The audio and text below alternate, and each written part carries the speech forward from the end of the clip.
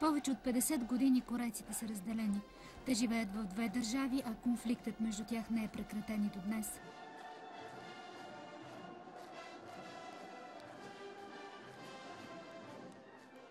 Северна Корея се чувства застрашена и част от светът се чувства застрашен от нея. Днес Пхенян възстановява своята ядрена програма. Готов е за нова война, демонстрира сила и сякаш не се страхува от старите си врагове.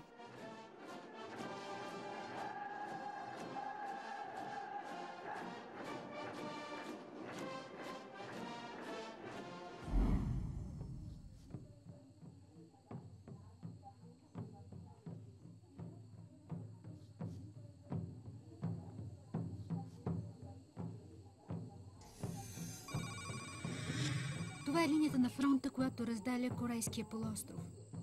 Широк е 4 и дълъг е 240 км. От двете страни на демилитаризираната зона се намира най-голямата концентрация на военна сила на планетата. 2 милиона добре въоръжени мъже са готови да се изправят един срещу друг при най-малки инцидент. Единственото, което ги спира, е тази тънка линия – 38-я паралел. По време на войната тук са поставени много мини. Сега имаме трудности, проблеми, но не може да се определи нито къде са мините, нито къде точно минава граничната линия. Чрез високоговорители югът призовава севера към промени. На плакати с огромни букви пише: Северът и югът са братя. Те казват, че живеят много добре, че ние не можем да живеем като тях, че трябва да се освободим. Те говорят неверни неща.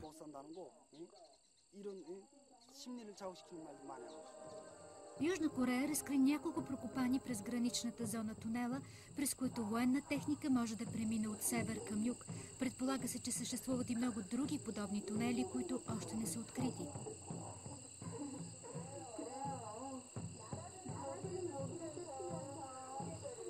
Ние имаме достатъчно оръжие, достатъчно военни мощности, с които да отговорим на удара и да победим.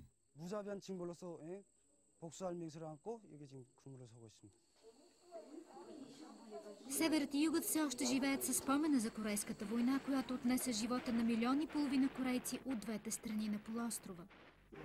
През юни 1950 година севернокорейските войски със съгласието на Сталин установяват контрол над почти целия корейски полуостров.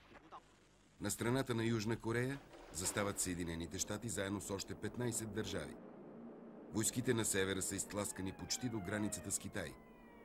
В този момент в защита на Пхенян се включват китайски войски.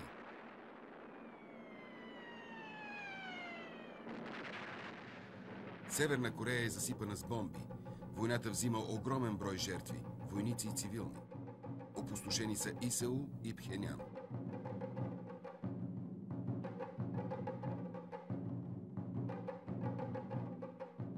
На 27 юли 1953 г. в Панминджон на 38-я паралел е подписано примирие.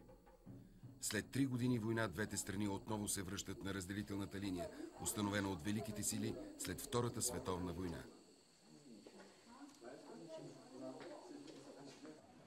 Пътуваме към най-екстремалната точка на Корейския полуостров, към Панминджон.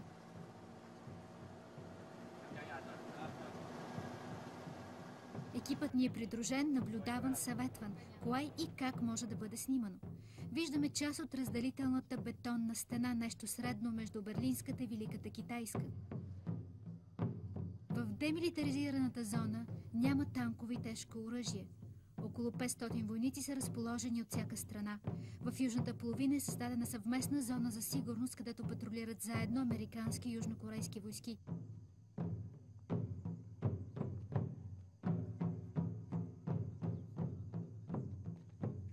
Тук непрекъснато имаш чувството, че си под наблюдение и наистина те наблюдават. Камери от юг, камери от север проследяват и записват всяко движение.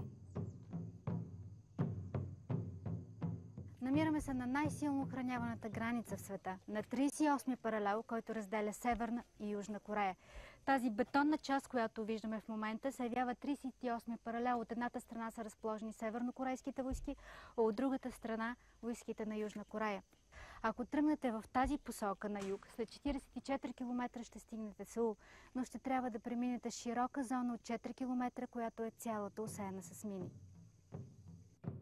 Тези бунгала са единственото място, където могат да се срещнат корейци от север и юг. Масата служи за разделителна линия. В момента стаята се охранява от Корейската народна армия. От едната страна са разположени севернокорейските патрули, застанали един срещу друг. Те се наблюдават взаимно, за да не избяга един от тях. Южнокорейските патрули са длъжни да застанат така, че само част от тялото им да бъде уязвимо, изложено в посока на север. Тук се води психологическа война. Война на нерви, демонстрация на сила и увереност. Такива са правилата на тази опасна игра. В края на Втората световна война Япония капитулира. Това слага край на японската окупация на Корейския полуостров.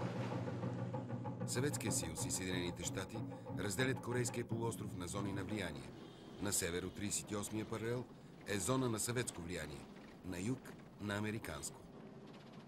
Днес Северна Корея сякаш продължава да живее в онези военни години.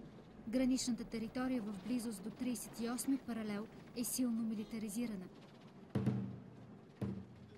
Високоговорители в полето призовават населението винаги да има готовност за война.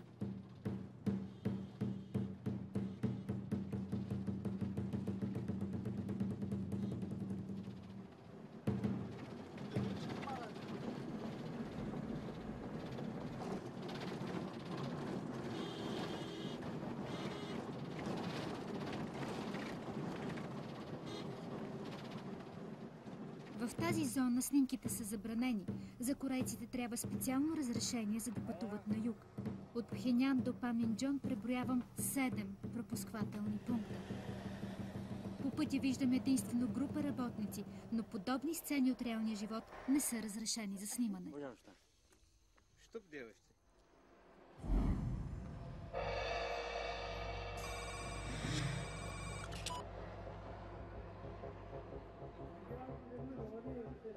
В Пхенян корейците се подготвят за поредната голяма манифестация. Те слушат наставленията и репетират. И така в продължение на месеци. Нашият народ е високо дисциплиниран. Следвайки указанията на великия вожд Ким Ир Сен, ние сме сплотени и готови на всичко. Въпреки дъжда, те се учат правилно да маршируват, силно да приветстват, убедително да демонстрират своята вярност в идеите Чучхе. Създадена от Ким Ир Сен, Чучхе означава да се уповаваш на собствените сили.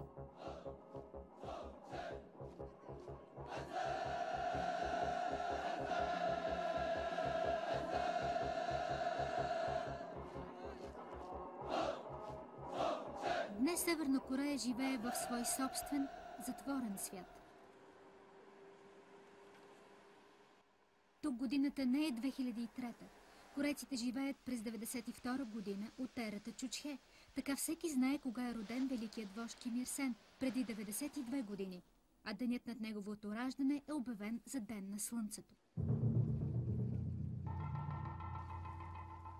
През 1948 година Ким Ир Сен застава начало на Корейската народно-демократична република. Той се възприема като продължител на политиката на Сталин и се стреми да му подражава във всичко. Мястото заема неговият син Ким Чен Ир. Северна Корея е една от най-затворените страни в света. Чужденците трудно имат достъп до тази земя. Разрешено ни е да се разходим по една от централните улици в Пхенян, която изглежда доста оживена. С местната валута вон даже може да се купи сладолед, счукан лед, полят със сироп.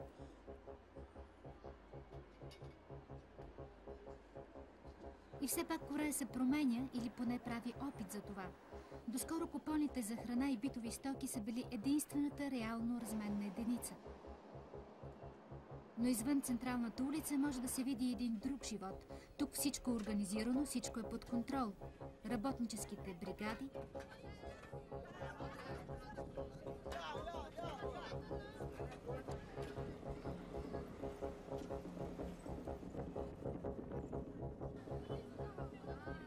опашката за автобуса, който пътува за покрайнините на града.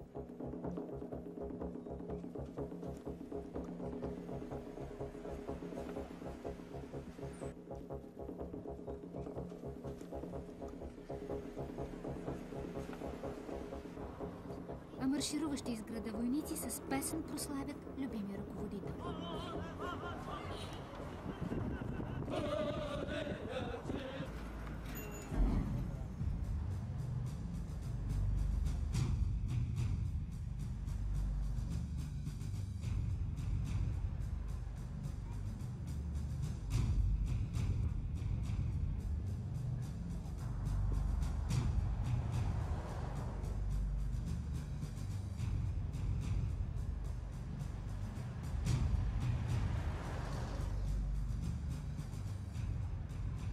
В Пхенян с готовност ни показват един от кварталните магазини.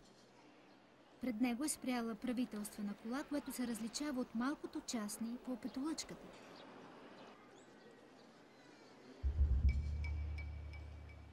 В магазина обаче, освен нашия шофьор, няма никой. Това е специален валутен магазин, в който пазарува предимно държавния елит. Или тези, които получават валута от свои роднини в Япония. Там има голяма корейска общност. Пазаруват и чужите дипломати и представителите на различни хуманитарни организации. Стоките тук са предимно китайски, но се намира и корейска ракия.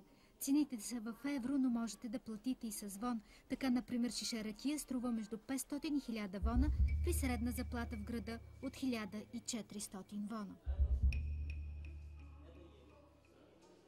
Но отсреща забелязваме друг магазин. Оказва се обаче, че на чужденците е забранено да влизат в народните магазини.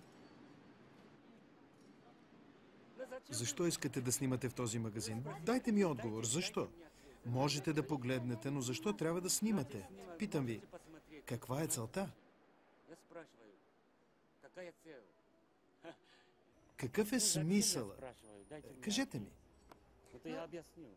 Защо не можем да снимаме в магазина? Не разбирам. Те не искат. Кой не иска? Продавачите не искат. Защо не ги попитате в единия магазин? Може да се снима, в този не. Защо? Обяснете ми. Не знам.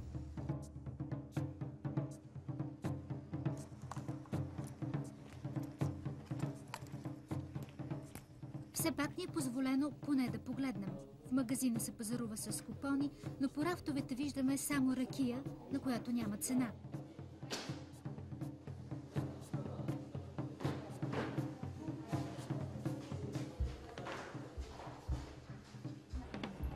Нашите двама преводачи и шофьор винаги са готови да ни помогнат и бдят неотлъчно до камерата на оператора.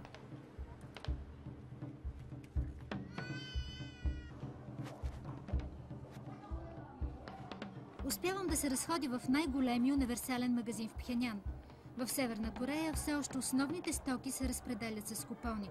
Всеки жител е зачислен към определен магазин, където с купон може да си купи обувки, костюм, настолна лампа. Броят и видът на стоките е точно фиксиран.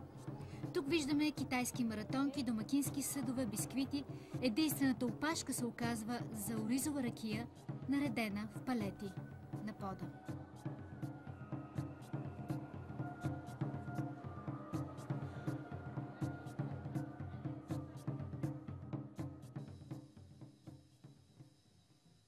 Ние поддържаме великия ръководител, произвеждайки соево мляко. Това пише на един от плакатите в този завод. Днес Северна Корея се изхранва предимно от чуждата хуманитарна помощ и получава повече от 1 милион тона храни годишно. Този завод, построен с помощта на ООН, произвежда соево мляко и сирене. От вестниците работничките научават, че страната им постига нови успехи. Но любовта към любимия ръководител остава безгранична. В двора на завода се издига нов паметник от 200 тона гранит. На него ще бъде написано да живее Ким Чен Ир, слънцето на 21 век. Този паметник винаги ще ни напомня за него. За грижите, които великият вожд полага за нашия живот, за нас и нашите семейства. Въпреки своята заетост, любимият ни ръководител посети нашия завод и се срещна с работниците. Това е важен момент както за нас, така и за завода ни. Посещението на нашият ръководител ярко освети пътя, по който се развива завода. И ние предаваме от поколение на поколение заслугите на нашия вожд.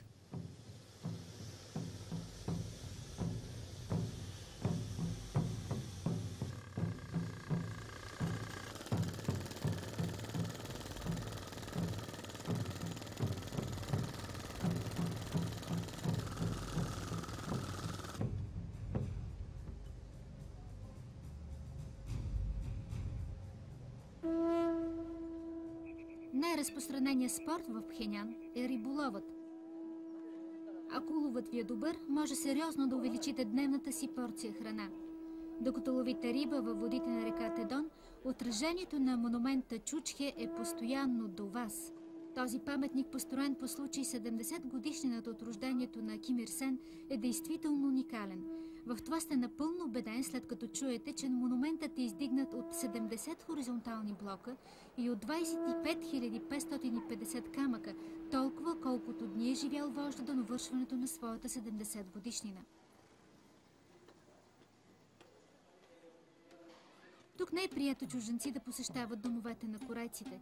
Можете да живеете години в тази страна и никога да не влезете в корейски дом. След настоятелни молби получихме разрешение. Семейството, разбира се, не е типичното корейско семейство, но е действително. Господин Пак Кун Кианг е преводач на испанско говорещите чужди журналисти, които посещават Северна Корея. Понякога и господин Пак пътува до Европа. Семейството е много гостоприемно и подготвено за нашето посещение. В блока има електричество и достатъчно вода за домакинството.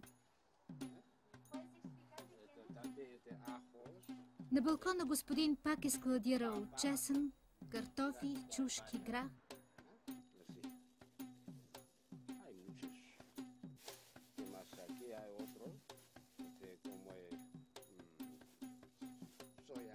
И отглежда любимите си лютиви чушки. Ето, това са любимите ми чушки. От тях много обичам да похапвам.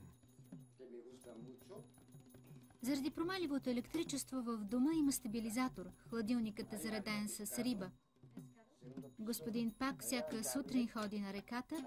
Това е любимото му развлечение.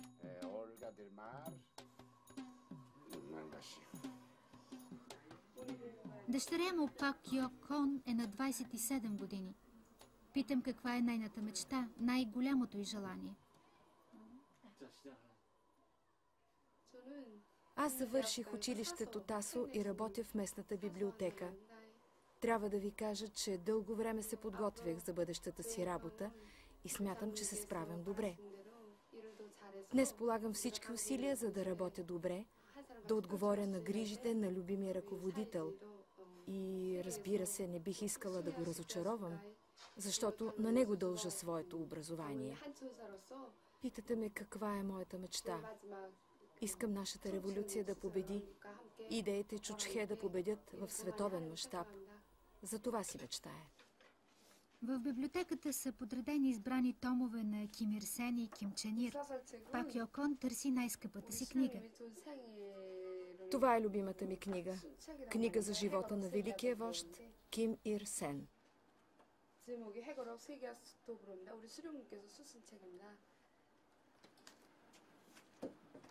Семейството има и двама сина, които служат в армията. Военната служба се счита не само за задължение, но и за чест. За момичетата обаче службата е доброволна, но 1/3 от тях също отиват в армията. Преди 50 години лозунгът «Армията преди всичко» става водещ. Личните отношения с семейството са подчинени на военните цели. Днес вече и децата на местния елит мечтаят за армията.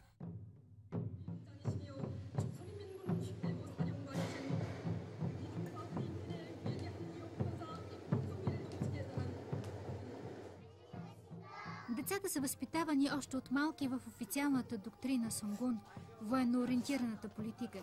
Повечето от тях посещават 10-дневна ясла. Родителите ги взимат за по един ден вкъщи.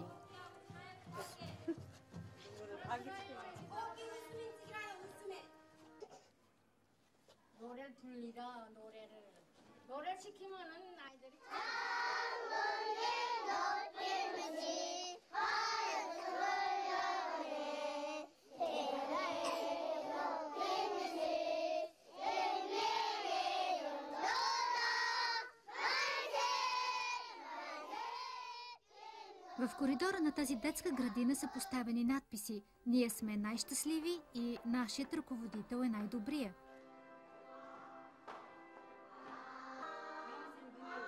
В специално оборудвани стаи има макети, от които децата научават за живота на своите ръководители. Ние направихме този кът, за да изучаваме живота на нашия велик ръководител Ким Ир Сен. Тук децата се събират и учат.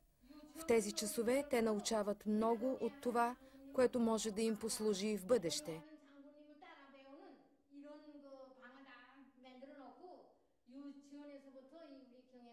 Повечето от песните, които разучават децата, разказват за живота и дейността на техните вождове, за борбата срещу японската окупация, за Корейската война.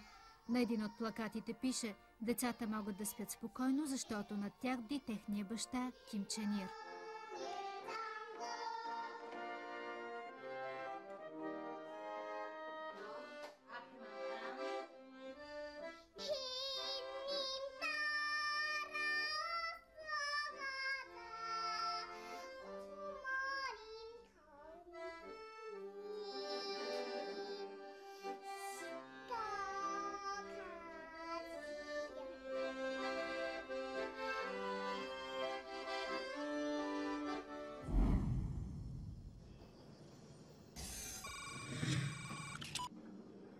Най-елитното военно училище се намира в Пхенян.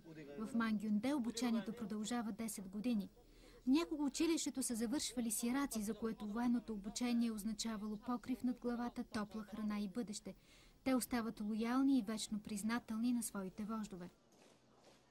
Под погледа на майката на Ким Чен Ир, която наблюдава от това огромно платно, днес се възпитават бъдещите офицери на една от най-многобройните армии в света.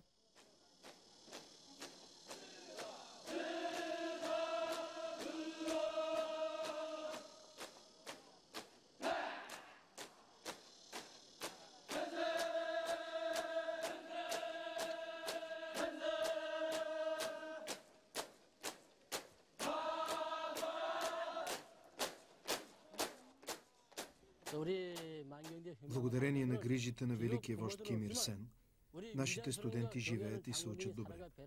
Ние полагаме всички усилия, въпреки трудностите, които имаме.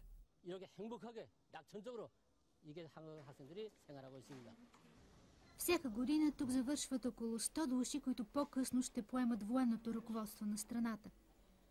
Това са първите компютри, които виждам в Северна Корея. Но интернет е непозната дума за тези деца.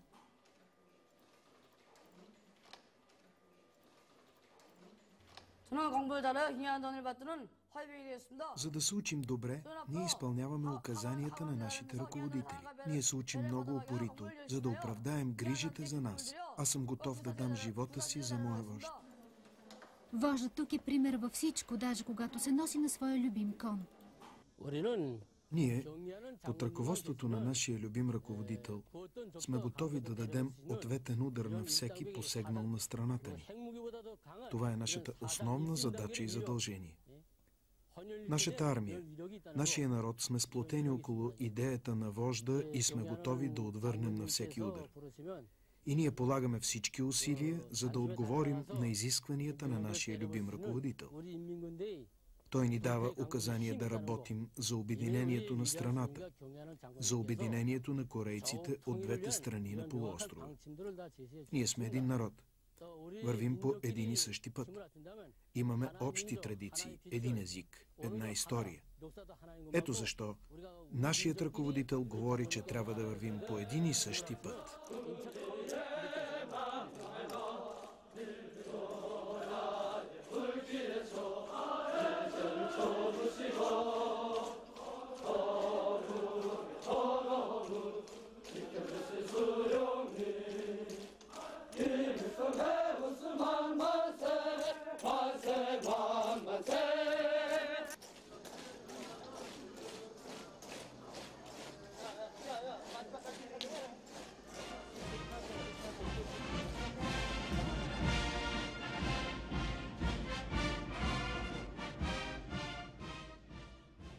Изкуството на войната в Северна Корея е издигнато в култ.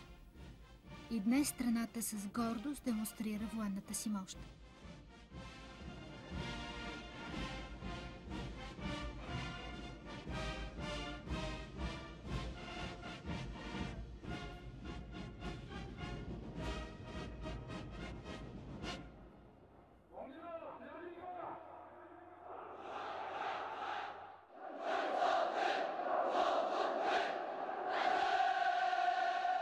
Половината от бюджета на Северна Корея отива за военни цели. Според международни експерти това са малко повече от 5 милиарда долара годишно.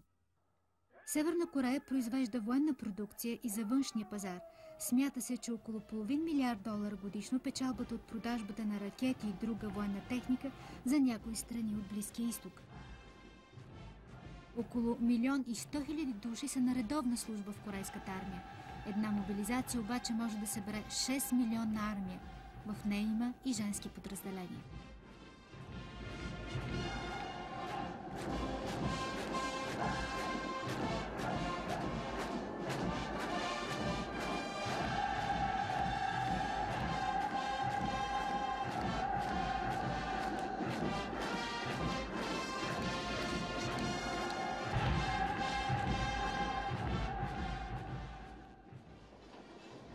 Стандартът на живот в Пхенян е най-високия в страната. Тук има транспорт, повече магазини, повече стоки, по-големи дажби.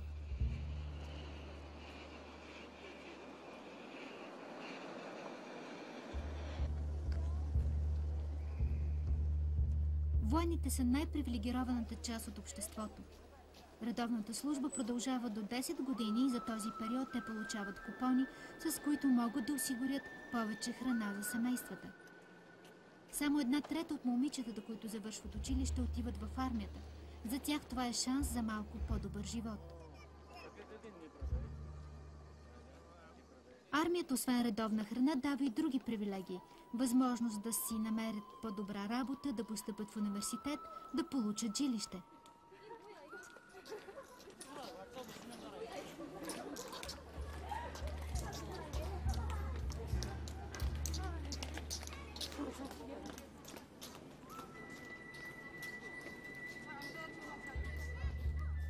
Опитваме да снимаме на централната железопътна гара в Пхенян. Тук можем да видим корейци от различни части на страната. Дневната дажба на обикновения кореец остава между 300 и 800 грама ориз или царевица, в зависимост от това дали е работник, пенсионер или дете.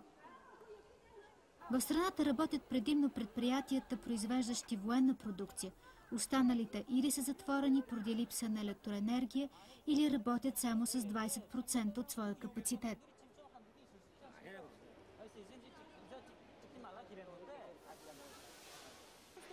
Но защо вие да снимате? Обяснете ми, защо вие да снимате хората? Това не е красиво. Не е културно някакси. Добре, може само влака. Само влака, без хората. Както и всичко останало, което се различава от парадната атмосфера, срещаме неразбиране от страна на нашите преводачи. Независимо дали пътувате с влак или с велосипед, придвижването из страната става само със специални разрешителни.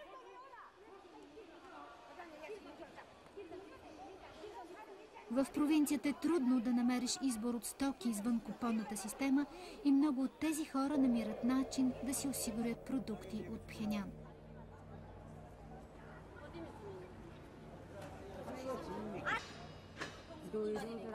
이게 49부터 53까지 평소입니다. 때문에 야야야야. 야야야. другой стороны.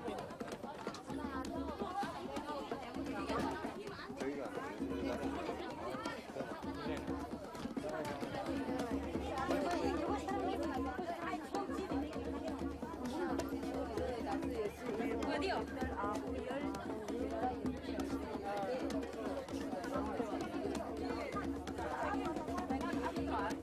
옆발을 좀 치라요.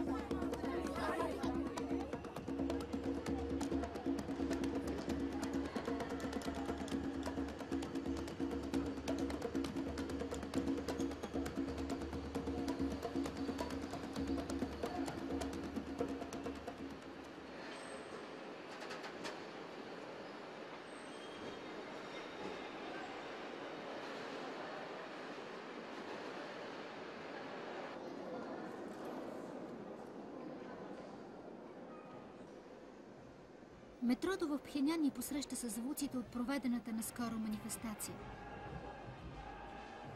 Високоговорителите са поставили навсякъде, така че да държат обществото в постоянна бдителност.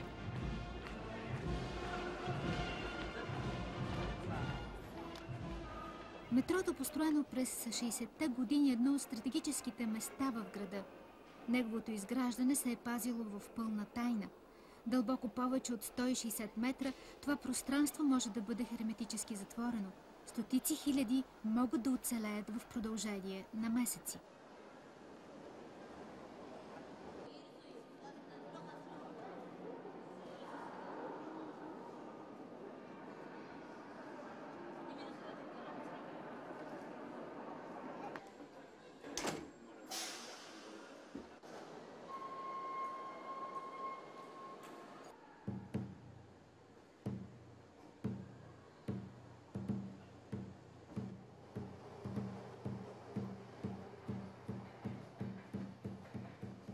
Мавзолеят на Ким Ир Сен е едно от местата задължителни за посещение не само за чужденците, но и за жителите на тази страна.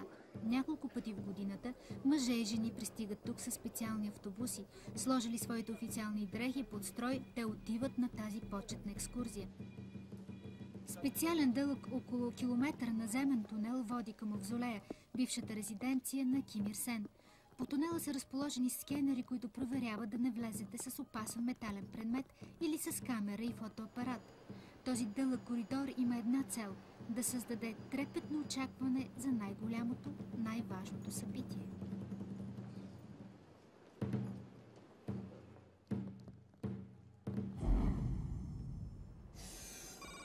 Магистралата към Нампо с по 4 платна от всяка страна е пуста.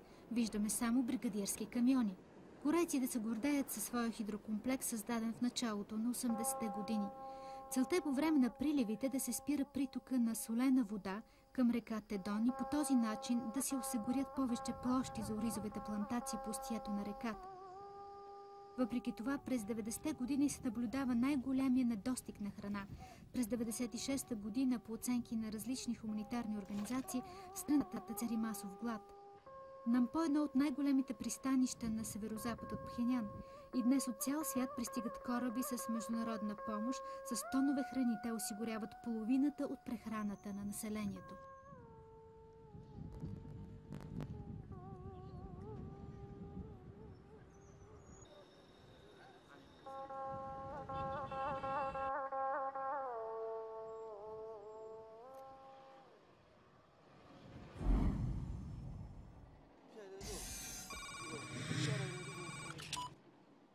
В селата има лозунг, който гласи: да създадем повече блага в името на Сонгун. Всичко трябва да служи на армията.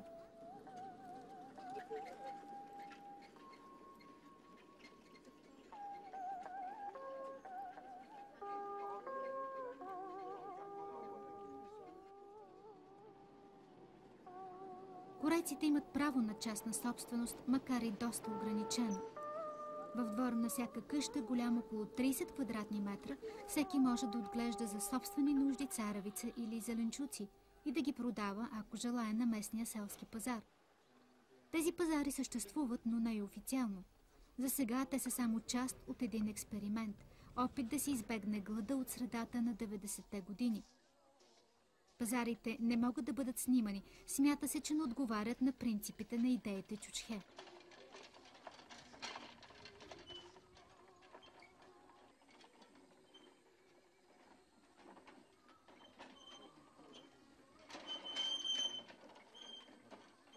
Според ООН, днес в Корея хората не умират от глад. Те получават минимум по 380 грама храна на ден и имат допълнителна възможност да отглеждат свои продукти. Различни хуманитарни организации разпределят освен храна, питейна вода и лекарства. Провеждат имунизация сред част от населението на страната, но те нямат достъп до всяка точка на Северна Корея. Около 30% от територията на страната остава напълно затворена за чужденците.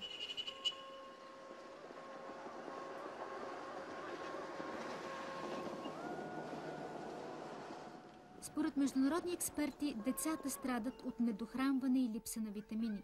Ситуацията през лятото и есента е значително по-добра от зимния период, когато хранителните запаси намаляват.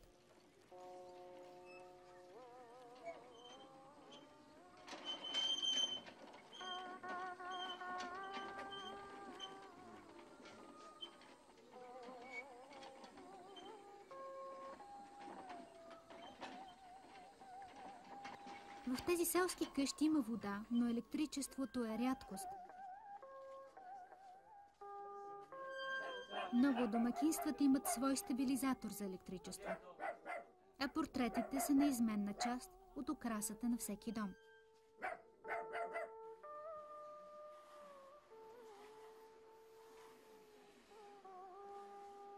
Средната заплата на едно семейство е около $5, което е около 10 пъти повече, отколкото преди година. За 1000 вона всяко семейство може да си позволи около 700 грама ориз или царевица на ден.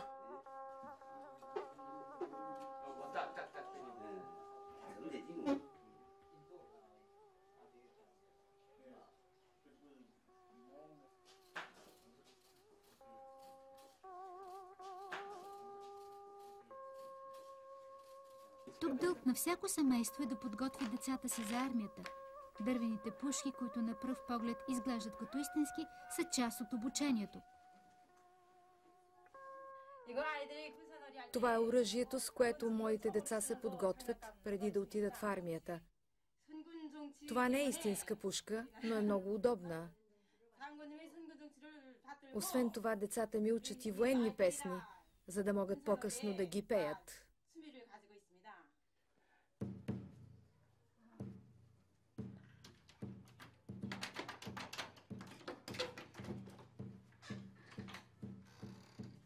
Това семейство има по 500 грама ориз на ден и достатъчно голям запас за следващия един месец.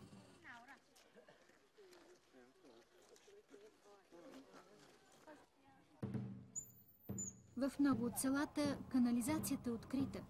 Зад уличната ограда има малки магазини, където с купони може да си купите и пакет цигари.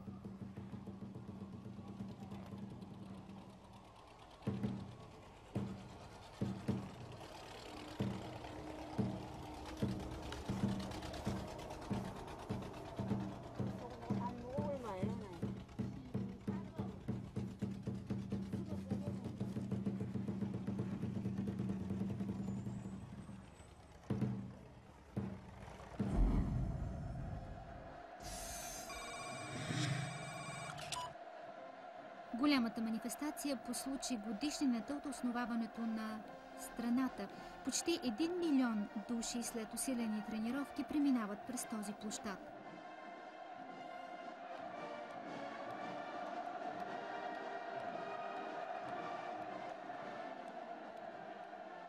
На трибуните е отделено място за дипломатите, военните аташета и чуждите журналисти.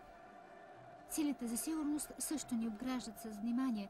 Нямаме право да насочваме камерите или фотоапаратите към главната трибуна, където стои любимият ръководител Ким Чен Ир, защото, както сме виждали от филмите за Джеймс Бонд, никога не се знае какво може да изскочи от фотоапарата.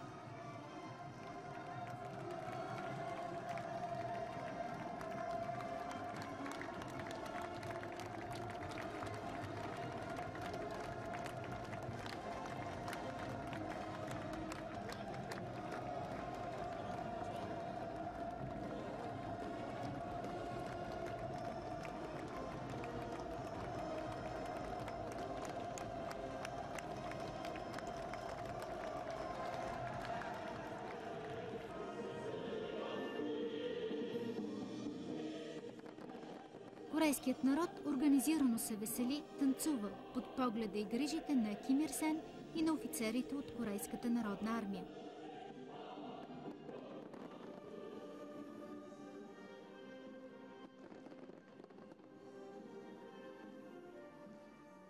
По време на официални празници държавата раздава допълнително купони за храна и в Пхенян едно от достъпните места за отмора са парковете. Днес, по случай 55 годишнината от създаването на Корейската народна демократична република, ние се събрахме цялото семейство да отпразнуваме тази годишнина.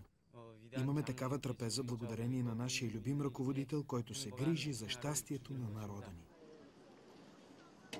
Много семейства се събират на пикник край брега на реката Дон. Ресторантите са непосилни за тях, затова на трапезата всеки носи по някое лакомство, парче пиле, зеле, рис, ракия.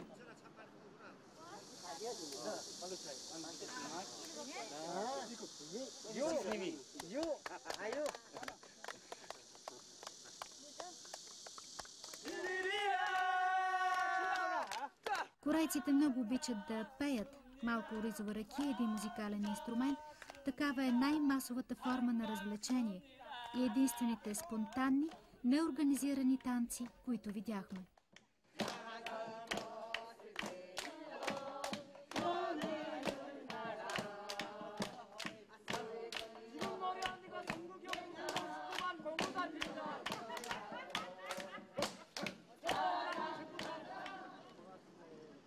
Но има и друга форма на развлечение. В Народния театър Маранбон предстои балет.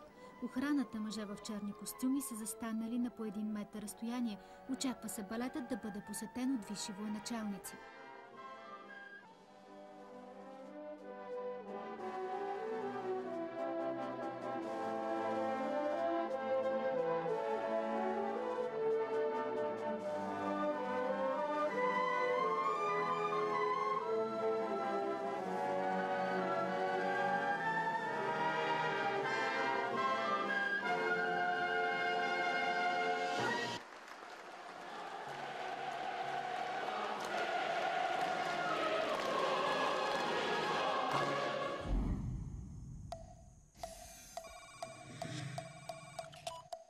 В полите на планината Мехян се намира буддийския храм Санвон.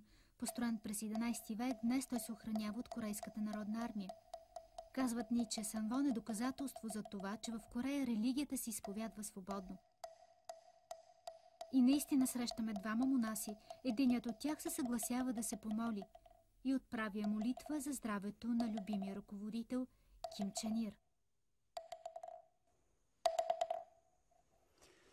기불 양족점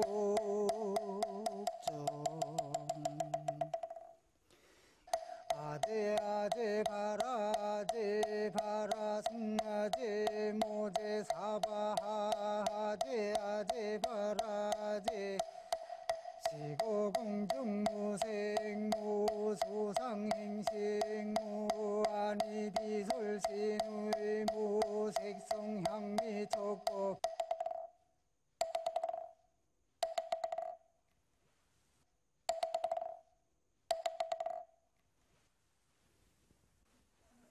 Моят въпрос е в какво вярва корейския народ, коя е религията в Северна Корея, изглежда малко странен за този буддийски монах.